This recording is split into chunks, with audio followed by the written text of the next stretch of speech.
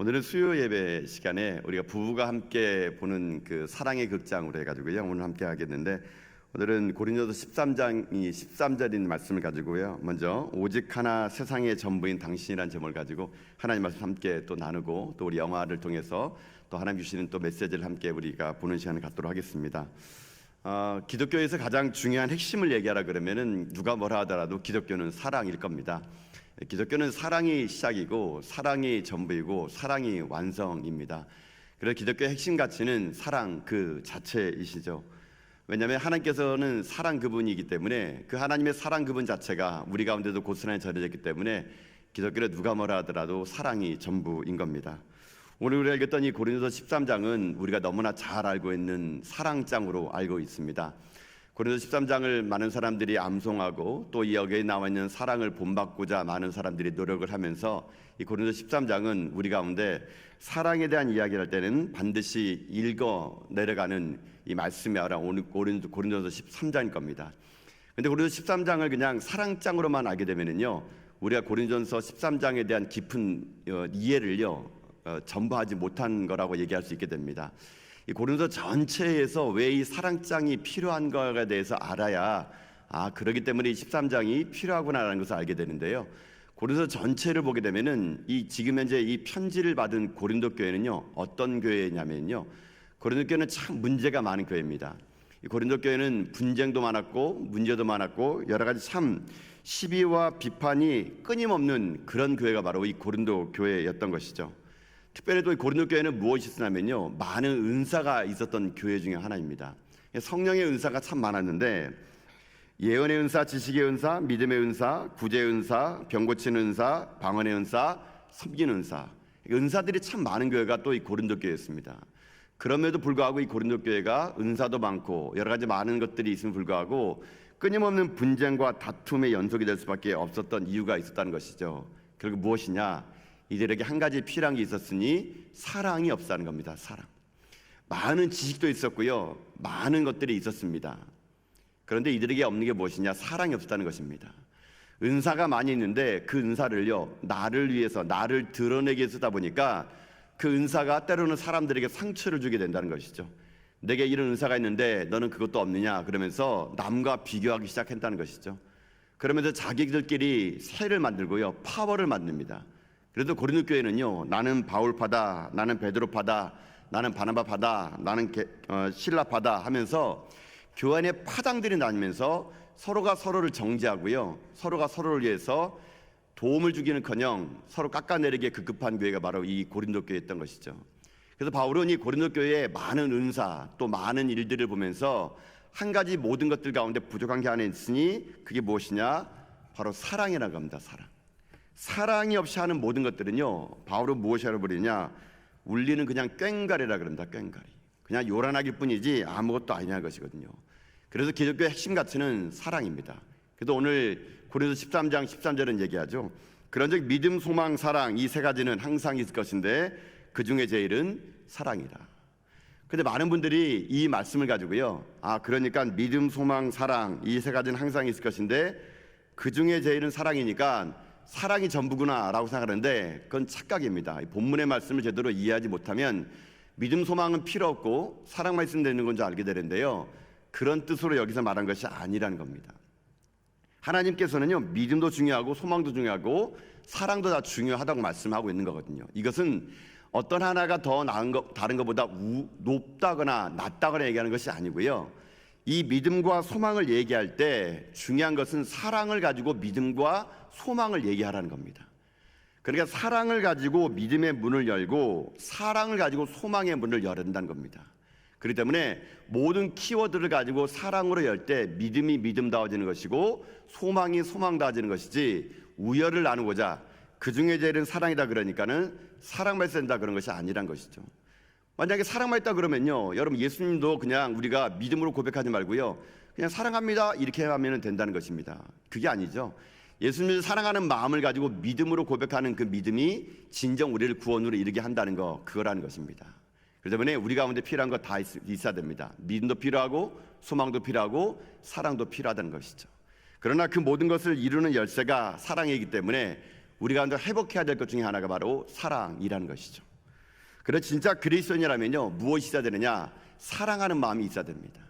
사랑이 없다 보면은 우리는요 남을 볼 때 항상 자기 생각과 자기 판단과 자기 감정을 가지고 항상 모든 것을 평가하기 시작한다는 겁니다. 그럴 때 거기서 다툼이 일어나고 거기서 미움이 일어나는 것입니다. 서로가 서로를 상대방을 사랑한다 그러면서 자기만의 사랑 방식으로 사랑하다 보면은요 거기서 다툼이 일어난다는 겁니다. 여러분 그거 아십니까? 그 사자와 소가 결혼했는데요 그 둘이 너무 사랑해서 결혼했다 그럽니다. 물론 이것은 지어낸 이야기입니다. 지어낸 이야기. 사자와 소가 결혼했는데 너무 둘이가 사랑했대요. 사자가 자기가 소를 사랑하는 방법이 뭐 있을까 궁리해 보니까 자기가 제일 좋아하는 고기를 가져는 고기를요. 그래가지고 사자가요 자기는요 소에게 정말 좋은 고기를 먹이기 위해서 새벽에 나가서 가장 토실토실한 그 짐승을 잡아다가 이 소에게 주는 겁니다. 야 정말 맛있는 고기니까 내가 당신을 사랑하는 마음으로 고기를 가져왔어요. 근데 여러분 소가 고기를 먹습니까? 소는 고기를 못 먹잖아요.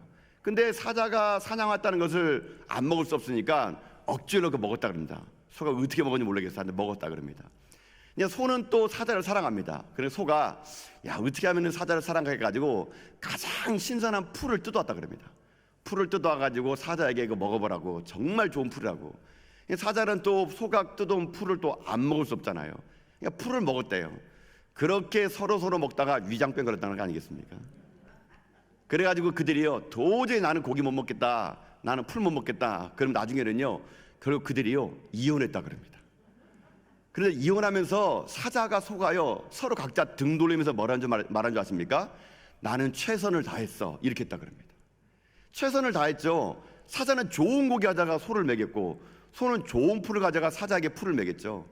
각자 최선을 다했지만 자기만의 사랑으로 사랑했다는 거예요. 그러다 보니까 다툼이 일어나고 이혼의 기가 그곳에 일어났다는 겁니다. 마찬가지입니다.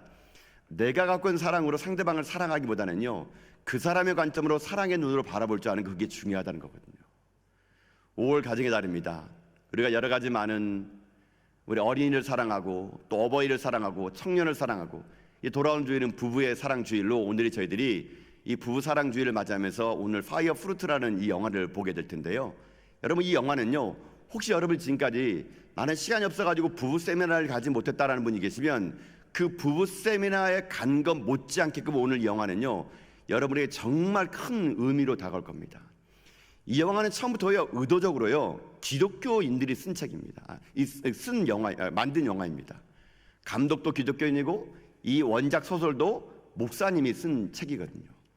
이 책을 영화로 만들었을 때 미국에 상영됐을 때요 4,000쌍 이상들에게 이혼 부부 위기 부부들에게 이 영화를 보여줬을 때 그 4,000쌍 이상이 되는 부부들이요 이혼의 위기에서 탈출할 수 있는 영화가 바로 오늘 우리가 볼 파이어 프루트라는 영화입니다.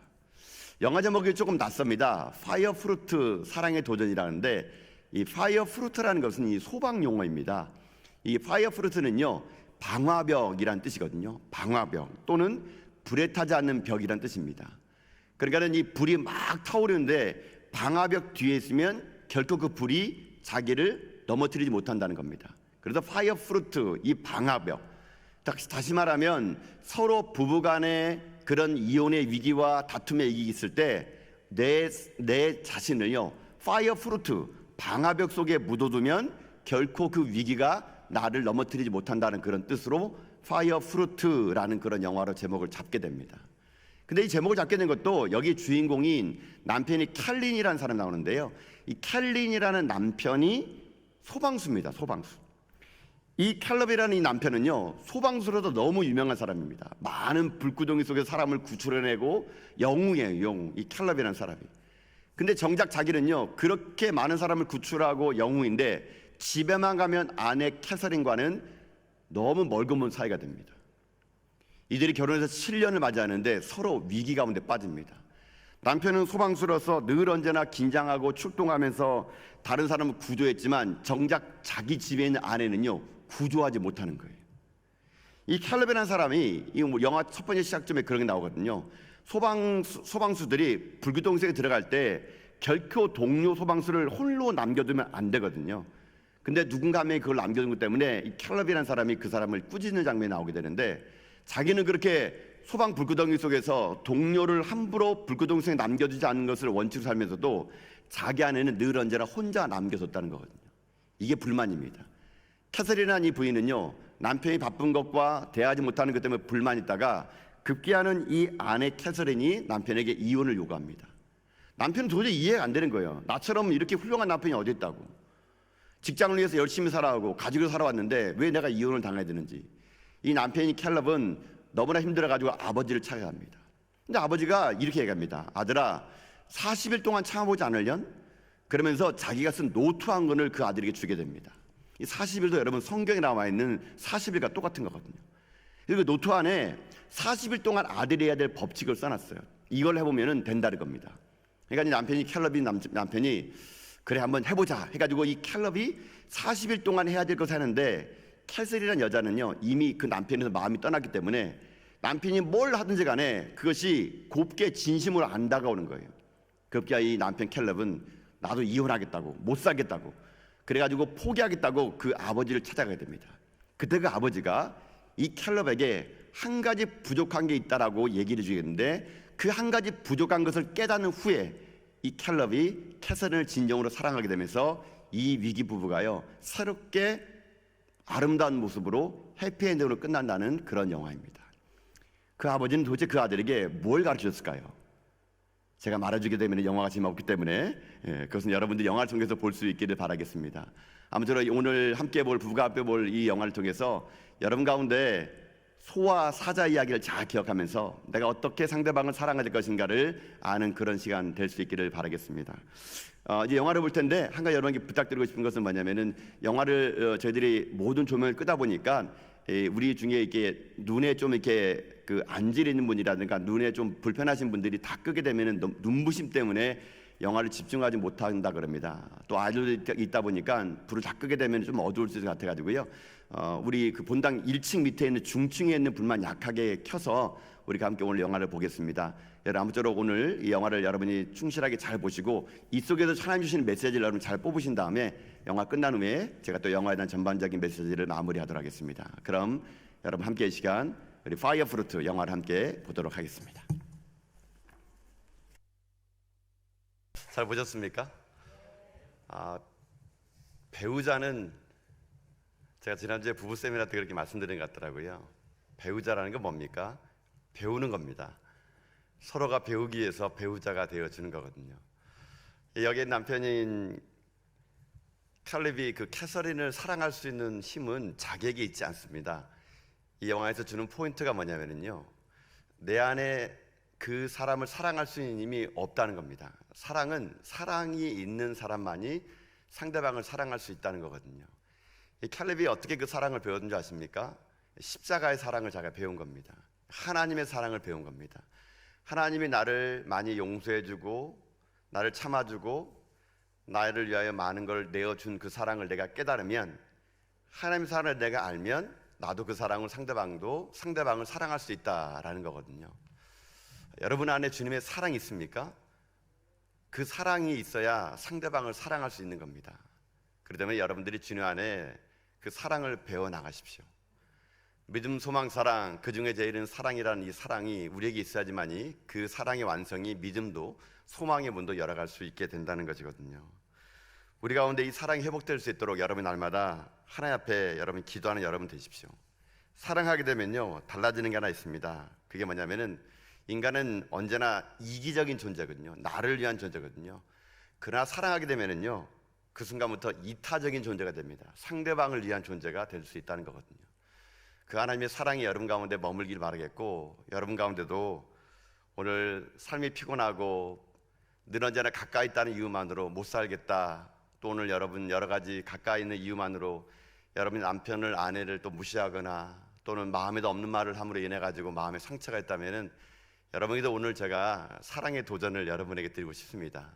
그 사랑에 도전하려 그러면 내 안에 있는 하나님의 사랑, 이게 회복됨으로 말미암아 여러분 가정이 주님께서 오시는 그날까지 믿음 안에 여러분의 아름다운 모습들이 또 그 다음에 여러분 자녀들이 그 일어나가는 사랑이 완성되어가는 그런 가정 될 수 있기를 여러분 주님의 이름으로 축복드립니다.